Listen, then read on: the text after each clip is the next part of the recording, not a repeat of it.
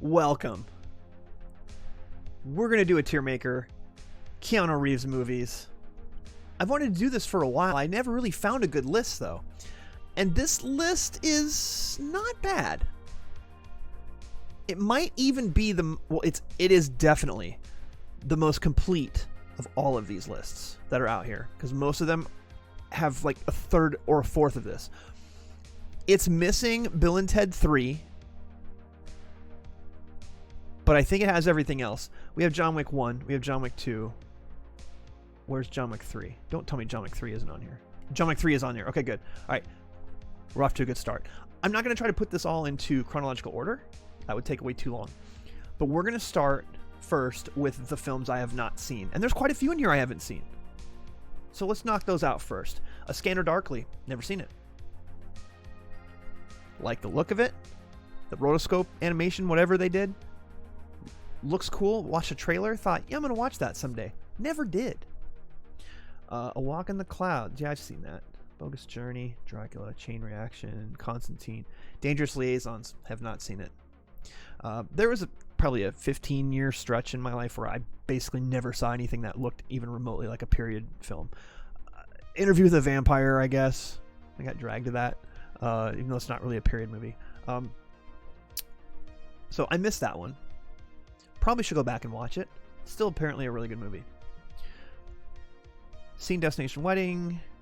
I have not seen even Cowgirls Get the Blues. Exposed. Who is in Exposed? We're going to have to Google a couple of these. Keanu Reeves, Exposed. And that's going to be like naked picture or something. Okay, good. Oh, Ana de Armas is in it. Interesting. I have not seen that. Mira Sorvino's in it too. Sorry, I have not seen it. Have not seen it. Back before Vampires sparkled. I've watched all of about 10 minutes of the Twilight films. Feeling Minnesota, seen it. Flying, have not seen it. Generation... haven't seen it. Hardball, seen it. Love You to Death, have not seen it. Knock Knock. Wait, what? Knock Knock. Oh god, this is so bright. Keanu Reeves filmography. Knock Knock.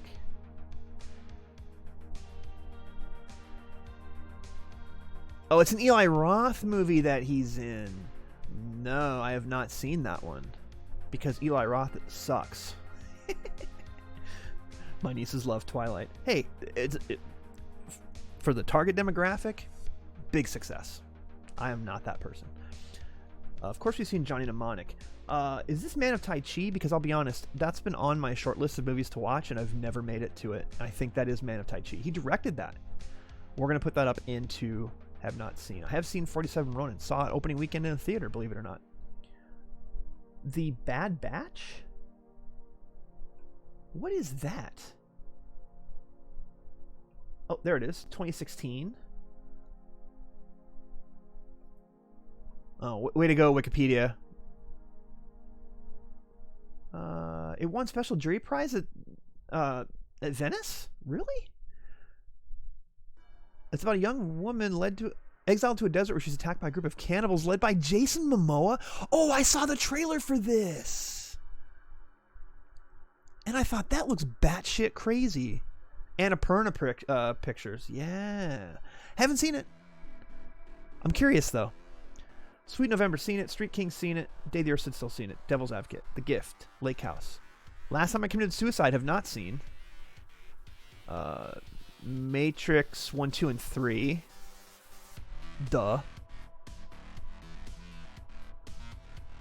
Night Before. That is an old Keanu Reeves film. Haven't seen it.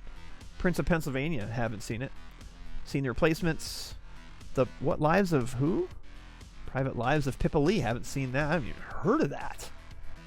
Seen The Watcher. The Whole Truth. Nope. Haven't seen it. Thumbsucker. Who's in that? I feel like I've seen that. Like it's an artisan movie or something. 2005. Yeah, I was still a product buyer at that time, so I'm pretty sure I've seen it. Ah, wrong button. You're still behind on movie watching. I've watched more movies this year than I have in the last few so far, and there's still some time left. I've got a couple more I'm going to knock out before I make my top 10 list. There's a few that are on Barack Obama's year-end list that are going to be high on mine, but there's one that's going to be my number one that he doesn't have. Little spoiler alert for you. All right, Thumbsucker. Tilda Swinton, Vincent D'Onofrio, Justin Cobb, a teenager, thumb-sucking, ADHD, and Ritalin. Okay, so I've seen this, but I'll be honest, it's been so long since I've seen it. I almost feel like I shouldn't rate it because I don't remember much from it, but I do remember seeing it. I'm going to put it down in never seen because I feel like it's not fair to rate it otherwise. Toy Story 4 is one of his movies, but it's a voice acting thing. I almost feel like that shouldn't be in there. To the Bone. To the Bone. 2017.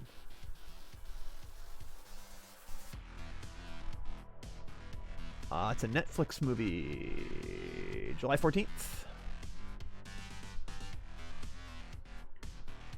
A young woman battles anorexia. No, I have not seen that.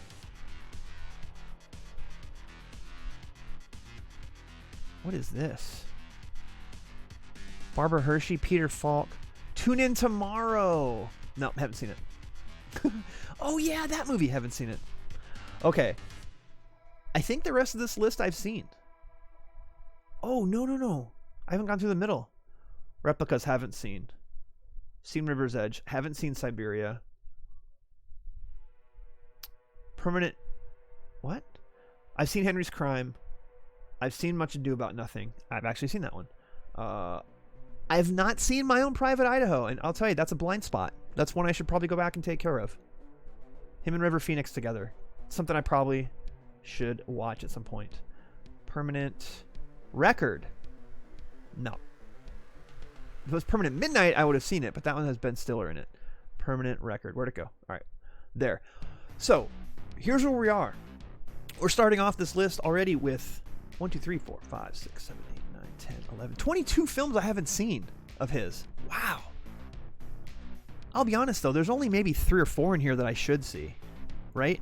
And that's going to be Scanner Darkly, Dangerous Liaisons, Man of Tai Chi, because it's a martial arts film that got really good reviews and he directed it, and My Own Private Idaho. I'm looking at the rest of this list, and I remember, like I said, I have seen Thumbsucker. It's just been so long I don't remember it, so I'm not going to rate it.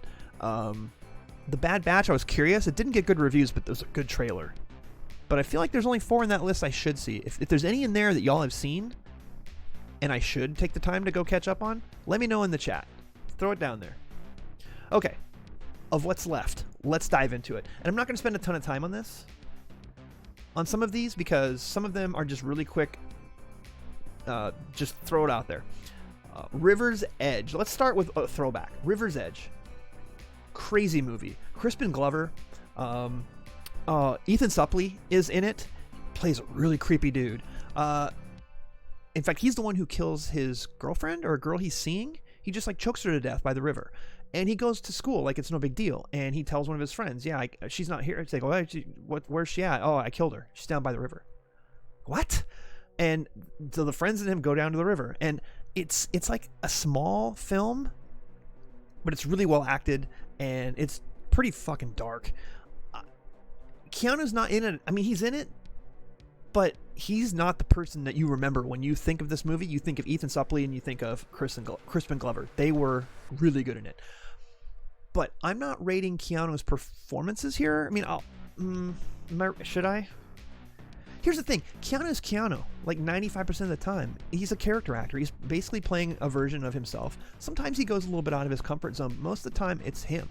So for me to comment on his performances, like there can't be when they should be most of the time, or maybe a little bit more than you think they should be. But I feel like I shouldn't really be commenting on his performances. I should be commenting more on the movies themselves, with a little bit of my own, flavor thrown in. River's Edge. This is a really good movie. It's a high B for me because it's not one you really ever want to go back to because it's dark and not in a cool dark way like Seven. It's kind of a fucked up movie, and yet when you watch it now, it hasn't really aged much at all because people are capable of worse than this. All right, there. I'm not going to try to go in chronological order, but let's knock out 47 Ronin. I saw this in a theater an opening weekend. I want to say it was like Christmas weekend.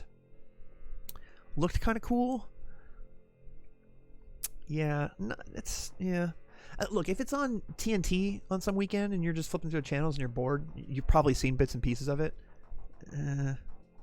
We'll leave it as a D. Maybe it's a high C, but probably more like a D.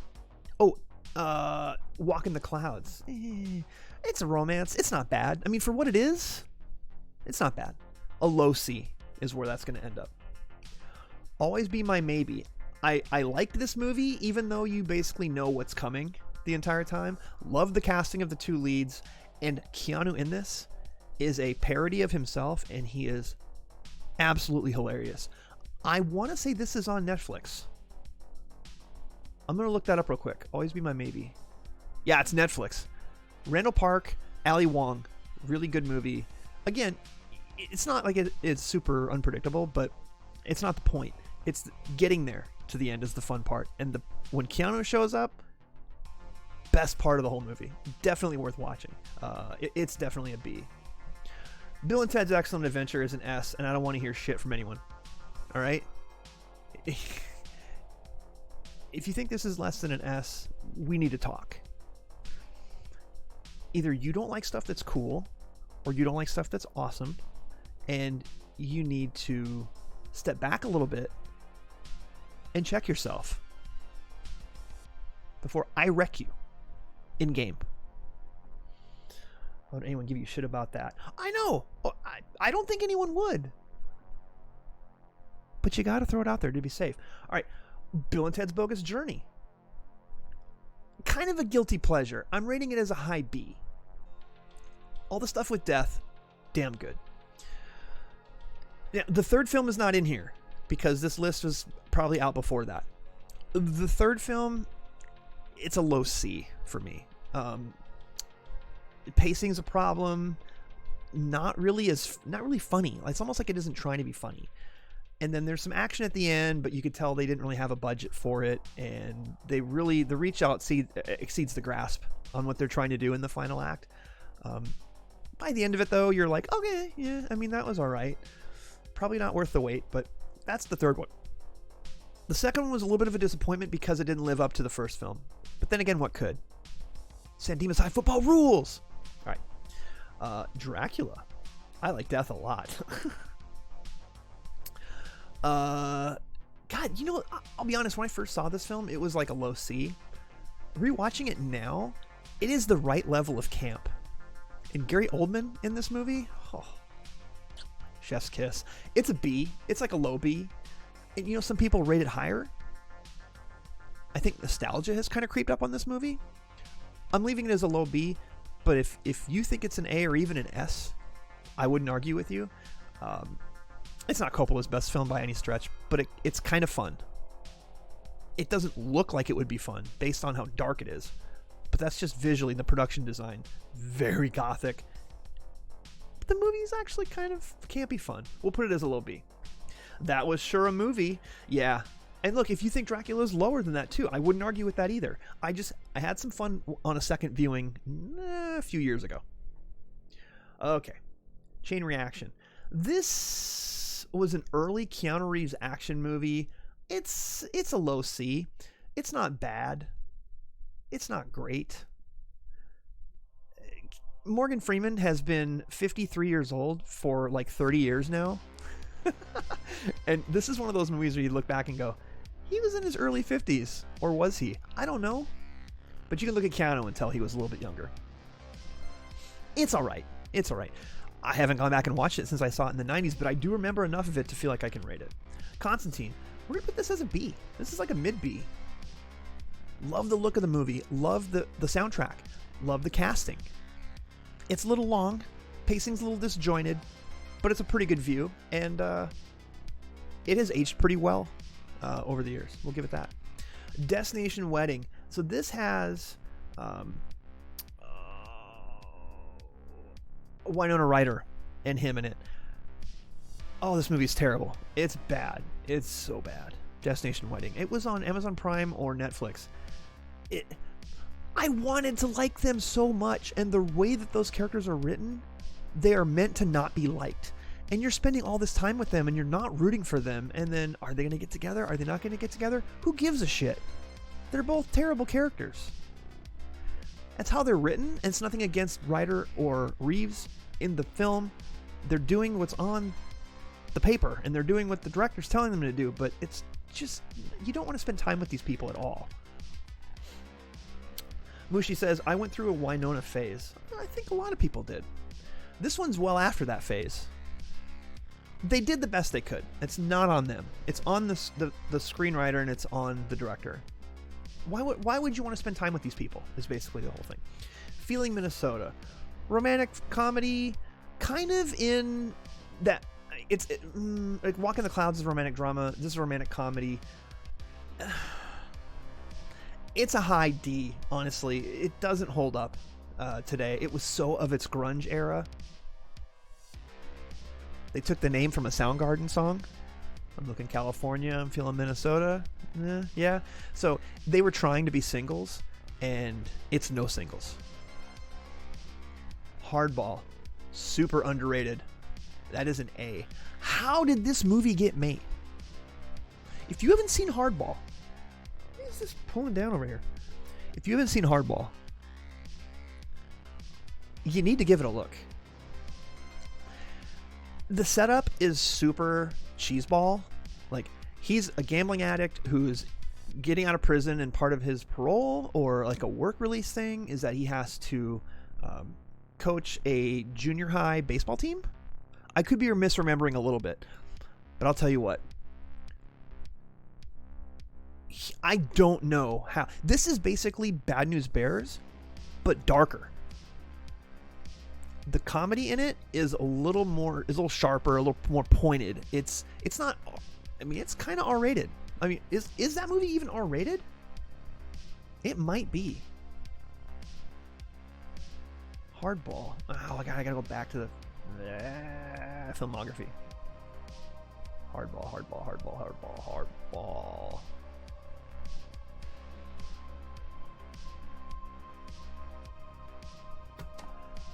Since when does Wikipedia not put the film rating? Why? It's got the box office. It's got the ratings from IMDb.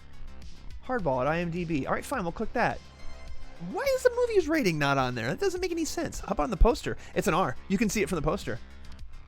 There it is. It's an R. It's an R-rated film. I'm not telling you to like run out and go watch it, but if you have a chance to watch it, you should. It's very underrated. Very underrated. All right. John Wick 1 is an S. John Wick 2 is an A. John Wick 3 is an S. Bam, bam, bam. Bam, bam, bam. There they are. 2 is a high A. I don't rate it as an S, if only because the pacing is a little bit of a problem for me, and at the last act, there's a decision that a character makes that feels like it's more of a decision to keep the story moving than what I think that character would actually do as a professional. That's it. That's the only problem I have with that movie. The Italy shootout's fantastic. All the stuff in the train with Common, all the stuff they did with Common, fantastic. Damn good movie. One of the better American action films of the last decade. But John Wick 3 tops it in a couple of ways. And Halle Berry kicks total ass in the movie. And her two dogs, they're Belgian Malinois, they kick even more ass. And I'm telling you, we went and saw this in a theater, and I was standing up out of my chair, cheering and yelling when that fight scene came up on screen. It was so amazing. And I'll stay right to the ending. Whoa, Mushi with $20. The amazing work. Oh, thank you, Mushi. Oh, man. Let's update the title of the stream. We've got 20 more. We're at 355. We're less than $100 away from hitting that goal of my doing a Santa Claus stream. And I'll tell you, if If we hit that number before Christmas, I might do the stream on Christmas Eve night. And I've already promised we're going to do some Fall Guys that night. So I reinstalled Fall Guys just in case. But that's not it. We're also going to play some other games. Thank you, Moosh, so much for that $20 donation. I really appreciate that. It is for the doggos. Oh, thank you so much. John Wick. What else can be said? They're great movies. And I can't wait for 4 and 5 and 6. As long as he can physically keep making them, he says he'll make them. How many more will we get? If the scripts stay even mildly interesting, enough to fill a cocktail napkin, but Stahelski keeps doing the awesome direction that he's doing with all the stunt coordinators, and didn't they say, oh God, what's his name? He's in a bunch of B action movies, but he's amazing. I just watched a movie of his. It's called One Shot. It's Scott something. A really famous stunt actor who's been in a ton of B movies, and he's done a bunch of stunts in A movies. He was confirmed to be in part 4. And Dacascos in part 3. Amazing. Sorry, I could talk about the John Wick movies all day. I have all 3 of them on 4K. I love them. Thanks for putting B and T up high. Oh, come on, Lane. Come on now. You know me. Johnny Mnemonic. Oof. I mean, it's a guilty pleasure. We'll put it down in the C's. Johnny Mnemonic should be on a double feature with Tank Girl. Those two together are so of their early 90s time frame, and they completely got the future wrong. But they're kind of fun to watch. I think a C is fair, though. Mid-C. Love Bill and Ted. That was my shit growing up. Yeah, we were talking about Bill and Ted 3, which is not on this list, and it was okay. Yeah, like a low C for me. But you cannot step to the original. And the guilty pleasure of Bogus Journey is off the charts. All right, Little Buddha. No. No, thank you. Sorry. The movie had nothing for me. Is the movie terrible? No. I just, the whole time I'm watching it, like, oh my God. Like, it felt really masturbatory, and I just didn't care for it. So, I could be wrong. Could be wrong. Never saw it. Heard the music was good, though. And you haven't seen part 3? Part 3 is good. I mean, it's good-ish. Like C. Worth watching.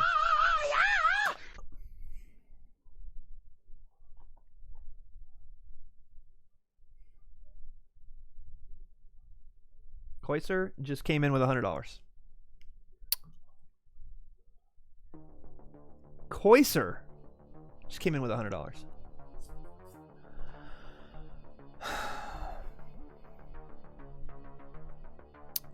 We're over $450, everyone.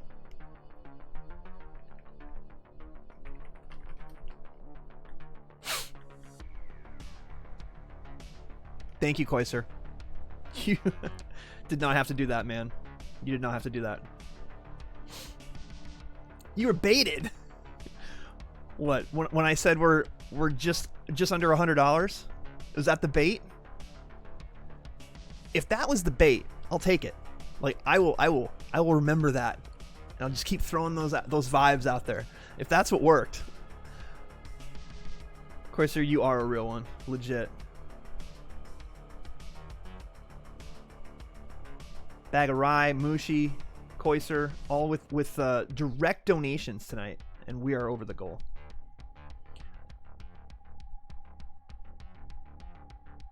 We did it. We will be making a donation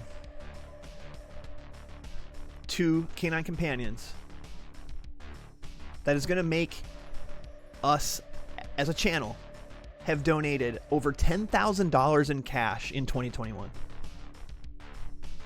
And just think about that for a minute. There's only 800 people that follow this channel. And on any given night, maybe I've got, high single digits watching, like right now. Low teens if I get a raid. Over $10,000 in cash is going to this charity in 2021 because of you. Blows my mind, man. Blows it. Thank you for the support. Seriously. And Koister, thanks for putting up with my whining when we play Valorant. Okay, I'm gonna finish this because Far Cry 6 is done downloading. So yeah. By the way, anyone who's watching this right now, if you haven't entered yet, exclamation point contest. I'm giving away a copy of Far Cry 6. Go enter the contest. Oh, by the way, VHS. I remember the very first VHS movie I ever watched. My stepdad went and rented a VCR, and he brought home Krull. Have you seen Krull? Are you familiar with the movie Krull? Krull. The glaive, the blade, the 5-star bladed weapon. Krull. Look it up. All right. Much Ado About Nothing. Not bad. I mean, when it comes to Shakespeare, it's a C. I kind of put it with Walk Among the Clouds. And honestly, Johnny Mnemonic's a little bit higher rated than those, just because it's a fun, guilty pleasure. Riz has seen Krull. Look at that. I love it. It is so early 80s cheese. That's the first movie I ever watched on a VHS. Henry's Crime. I'll be honest, it wasn't bad. High D. And the thing with this movie was the setup was way better than the payoff. Like the last 30 minutes just really falls flat and it kind of ruins the movie. Cause I like the setup, but the rest of it just is. And it's too bad because for a little independent film, good cast, half of a good script. Point Break. Come on. Point Break. It's a classic. Super Cheeseball, Camp-O-Rama. I fucking love this movie. I'm putting it below the John Wick films. Or should I not? Part of me is thinking the Point Break should be higher than either of the John Wick films. Alright, we're going to put it above John Wick 3. Because I'll be damned if every single time it isn't on cable, I don't leave it on there. How many times does Melissa like either come in the room or she'll like look up from her phone and be like, really? I'm like, yeah, really. Point Break. Point Break will never not be S tier. Thank you, Lane. The first VHS movie I remember seeing was Cube, the Canadian movie. That opening to that movie is in-fucking-sane. The first 5 minutes of that movie was like, what? And they made it with almost no budget, and it was so good. I never saw any of the sequels. I hear a couple of them are okay. That's right, Cube. Forgot about that. All right, we're still going. Something's got to give. You know, as far as the Nora Ephron movies go, it's slightly above average. It's rewatchable. I'm going to even put it up here behind Constantine. I like it better than Always Be My Maybe. And look, it's not as good as it gets. And even that movie has a couple of cringe moments in the way Jack's character is written, but he's great in that movie. And so is, oh God, I can see her face. Mad About You. Helen Hunt. And you can't mess with Diane Keaton. Like, Diane Keaton is Diane Keaton. She's great. So I like that movie. And I like Keanu Reeves in it as the younger doctor that is trying to hook up with Diane Keaton. Fantastic. Cube was almost no budget. I couldn't even tell. Cube had a tiny budget. Let's stay on that filmography tab. Cube movie budget. It was a Canadian production.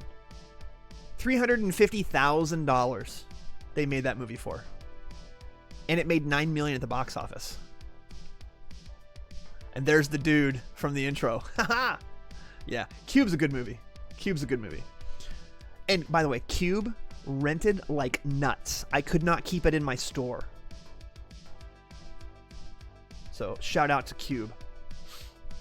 Something's got to give is one of those movies that doesn't get brought up often, but when it does, it's on the good side of the conversation. It has a lot of heart.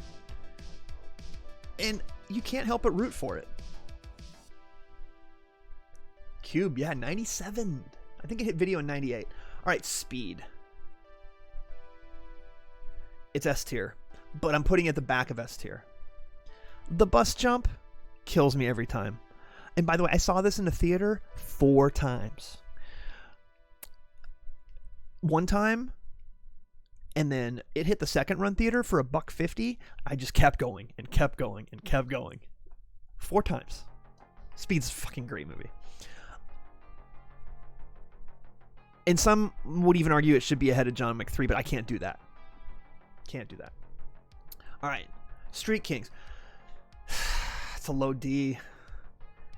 Good look to the film. Pretty good casting. Brain dead script. Slightly below 47 Ronin because, I like samurais. That's really the only thing. Sweet November. Oh my God, this movie. Oh God, no. No. It's so depressing. And I like depressing sometimes. Like arty depressing. And I saw the trailer for this and I'm like, holy shit, it's these two together? It's gonna be good, right? No. I would put the Lake House ahead of it, but not by a lot. Like, Lake House is probably a high D. I mean, it's a premise that got stretched way too thin. But there's some good scenes in it. But Sweet November, man, once was enough. We're almost out of this. All right, I'm going to throw Toy Story 4 in here. As a movie, it's pretty good. I think 3 is better, but 4 is still good. Low B for me. All right, Toy Story 1 and 2 are unfuckwithable. Those are both like S/A tier, I think, for anybody. Toy Story 3, some people rate it higher than the other two. I'm in the minority. I still think it's a good movie. I think it's a B+. Toy Story 4, mid B to low B. Now, I don't have kids, so I only had to watch it one time. If you have kids, you probably had to watch it 500 times. I don't begrudge you that. If you think it's better or worse because of it, it's fine. I agree with Toy Story 1 and 2. I like all the Toy Stories, to be honest. No, they're all good movies. Like, for me to rate 4 as the lowest, and it's still above C grade, like anything B- and up is a thumbs up for me. And even the C's are like, I'll watch them if they're on cable on the weekends. They're not quite a thumbs up. They're like kind of like a half thumbs up. D and F's don't bother. But anything above a B- is a recommendation. So I do like all the Toy Story movies. 2 is slightly better, IMO. I like 2 a little bit better than 1. I do, now that I think about it. The whole thing with the prospector guy, and it's a little more emotional than the first one. The first one is a great setup, though. It's funny how and you look at Toy Story 1 and then you look at Toy Story 4 and the level of detail in the graphics, the processing that they're able to do with computers now versus back then. Because I remember Toy Story 1 and seeing it in a theater and going, this looks real. You watch 1 versus 4 now on a 4K screen and you're like, Toy Story 1 looks like shit. I definitely feel they made a really good storyline with more than one antagonist. That exactly. And they're not really the bad guys. That's the anytime a movie can take and have an antagonist that thinks they're doing the right thing and they're making a pitch to you that it's the right thing to do, and yet they're still kind of the bad guy, that gray area. Not being just a mustache twirling villain. I like that. And there's definitely the case in Toy Story 2. All right, Day the Earth Stood Still. I'm a big fan of the original from the 50s. The original, classic sci-fi movie. The remake, if you've never seen the original, it's okay. If you have, it doesn't have a reason to exist. I'm sorry, it's down here in the D's. Like, I'll put it slightly ahead of 47. No. Actually, no. It's ahead of Street Kings, and it's below 47 Ronin. It's not great. Completely forgettable, and had no reason to exist. I saw the remake in theaters. It was underwhelming. Yeah, I mean, it looked okay, kind of. Devil's Advocate. This is a camp classic. Is it ahead of Dracula, though? Not quite. I'm going to put it slightly behind Dracula. This movie is so over the top. I like it a lot. If you haven't seen Devil's Advocate, it's Al Pacino going full Al Pacino. He's an absentee landlord. So many good lines in that movie. I'm telling you. If you haven't seen Devil's Advocate, you got to catch it sometime. It's really, really fun. And it dabbles a tiny bit with hell and a little bit of darkness before it rips back into the camp. Yeah, it's good. Yes, it's enjoyable. Check it sometime. The Gift. This is a Sam Raimi film, and it's weird because The Gift is so unlike a lot of Sam Raimi films.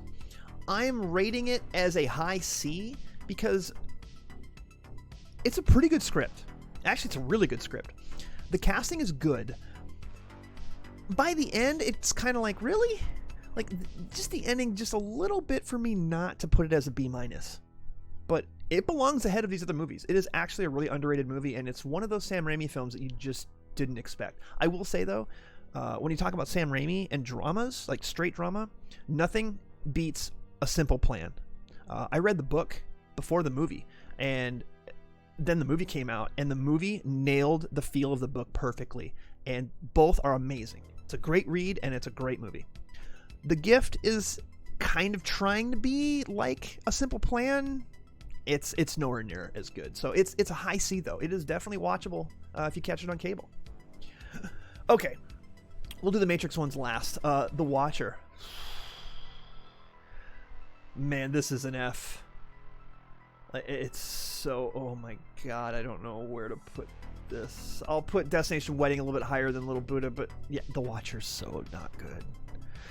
They're trying to make him like a serial killer and a bad guy, and Keanu's not that character. It's almost like when Jim Carrey was in that movie, The Number 23.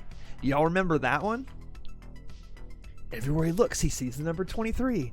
He's going crazy. And then all the buzz around it, especially from my rep at New Line and my Warner rep, because I was a movie buyer at the time, was, we're hearing Oscar buzz on his performance. Like, he's totally outside. This is before Eternal Sunshine, too. He was making a movie, wasn't it?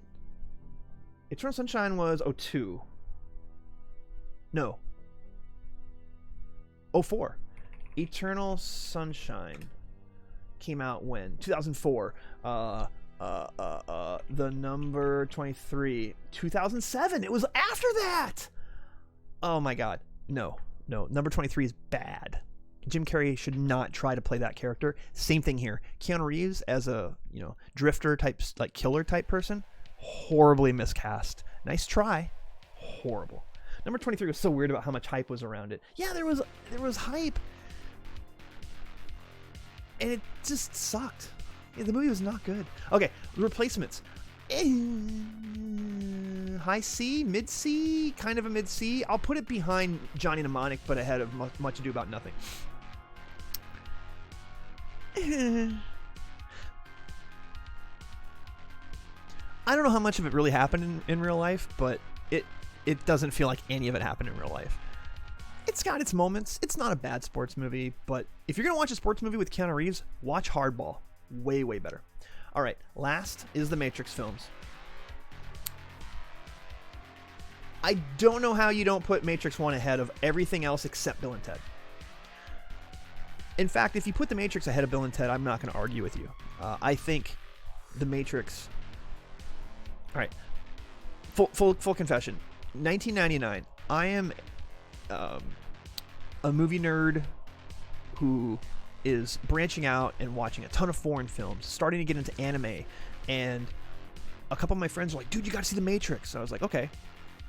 And we walked out of there and they're like, wasn't that awesome? And I was like, it was kind of cool, but like they just ripped off Ghost in the Shell, and they just hired Yuen Woo-ping because of all his work on all those other movies like Iron Monkey and all those, and it almost did like Tarantino, and then it almost felt like it was sampling all those things. I severely underrated the movie the first time I saw it. I didn't say it was bad, but I was like B when I saw it the first time. That was me being an early 20s, edgy, up-and-coming film nerd, basically. I went back and watched it a second time with a couple of other friends a couple weeks later, and I threw all that bullshit out the window, and I just sat and watched it, and I went, holy fuck. A major Hollywood studio funded this, and these two men at the time and are now trans females have made a fucking incredible movie that subverts what people think about reality and all the little ways they explain things. Like when you have deja vu, that's a glitch in the Matrix. I'm like, there's so much originality in it that the little bit of inspiration they take from something like Ghost in the Shell, with the plugging into the internet through the back of your head, totally Ghost in the Shell. And by the way, if you're going to hire a wire stunt coordinator, you go and get the best one in the entire fucking world, Yen Wu-ping. They got him. And it shows. And you put those actors through 9 or 10 months of training, and it shows. The fact that they were doing all those stunts and all those fights, and they were long takes, and they weren't edited all choppy. The second time I saw it, I really, really appreciated it for what it was. And does it need to be above Bill and Ted? Man, they're neck and neck. They're neck and neck. I almost think it needs to be ahead of it. I'll be totally honest. Is that controversial? I don't think so. Bill and Ted made Keanu. Strange things are afoot at the Circle K. But The Matrix made him a superstar. And for every good reason. When you watch it today, it has not aged. Other than the phones that they're using. The flip phones. Or running to pay phones. That's it. Incredible movie. The sequels, not as much. I'm going to go ahead and put Reloaded as a low B. Like, about 45 minutes of this film is unfucking real. But the other almost 2 hours, not so good. In fact, I'm going to put it...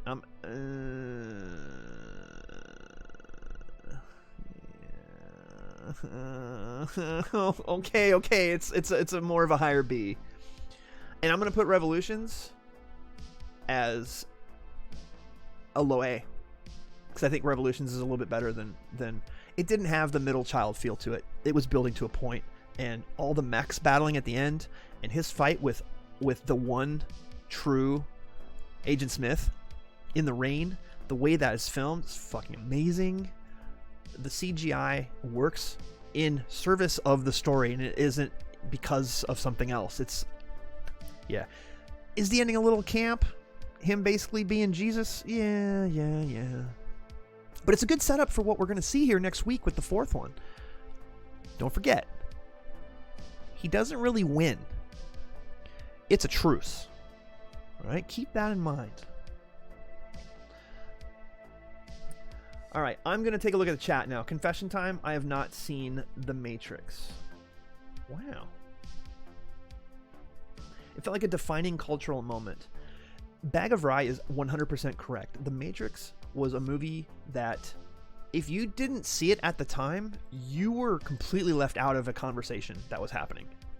And the internet was just starting to become a regular thing that people were using, but it wasn't like people didn't have smartphones. People were looking at the internet either at libraries or at work. They didn't really have internet at the home yet. Not until 2001, 2002 is when it started to become more popular. So, but there was this whole conversation that was happening, and you weren't a part of it, and you maybe didn't even notice it. But if you knew, you knew. And this is not some red pill, blue pill bullshit. I'm just saying, anyone who saw that movie talked about it for months on end. Kind of like The Sixth Sense, but longer.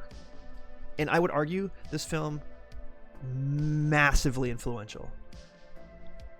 There are so many other movies that wish they could have been this. And they can't. They weren't. I do want to see them, especially when the new one looks so good. And the new one's getting really good word of mouth so far. That it's the right script for the leads. That it's a lot more about growing older and accepting your place in things while kind of starting things over in another way. Look, that's all I know. And I've watched the trailers, and I'm done watching trailers. If they put another trailer out, I'm not going to watch it because it's coming out next week, and I'm going to watch it. It comes out on the 22nd or the 23rd? 22nd? 23rd? It'll be on HBO Max. Big screen in the living room, blasting that thing. Cannot wait. In fact, it's one I probably should go see in a theater because it's going to be so massive in scale. But hey, if I didn't go see Dune in a theater, I'm not going to see this either. So it's like Mean Girls. Yeah. Oh, you're talking about Lane Train. I feel like The Matrix perfectly took advantage of his offstage tonality and mannerisms. It did. He didn't really have to act like a completely different person. He got to be, I mean, they almost wrote it kind of for him in the way that his character is in the start as Mr. Anderson.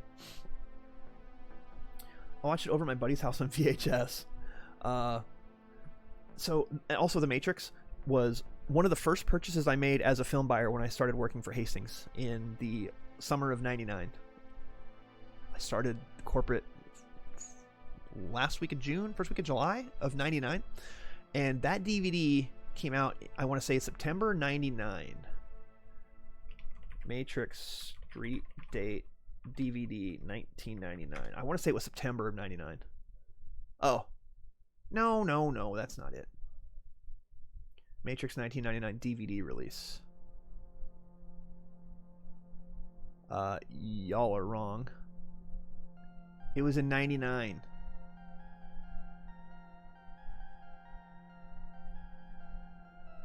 Estimated DVD release was June of no, it couldn't have been in June. I bought that.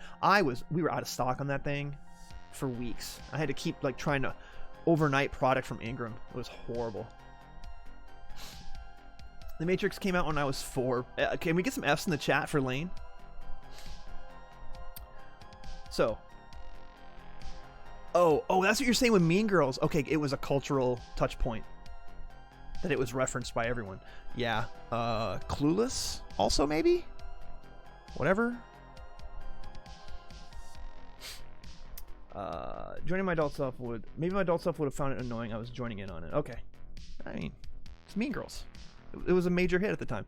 So, that's my list for Keanu Reeves. How do you feel about it? Matrix, his best film. Can you argue against that? I have to put it above Bill and Ted, but it's just this close. The John Wick films.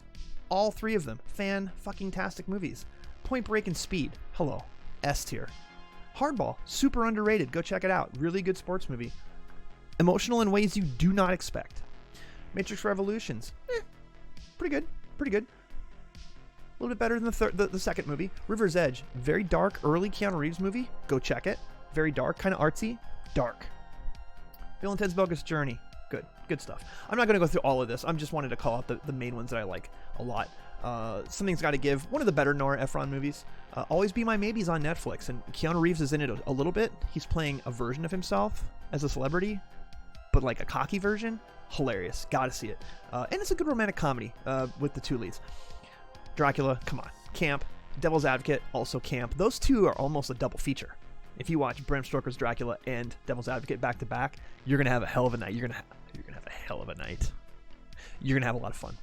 All right, that is my tier maker for Keanu Reeves. Tell me if I'm right. Tell me if I'm wrong. Throw it in the chat. What do you got? Let's see it. Whatever you think, you're right. But this is my list. All right, thanks for watching.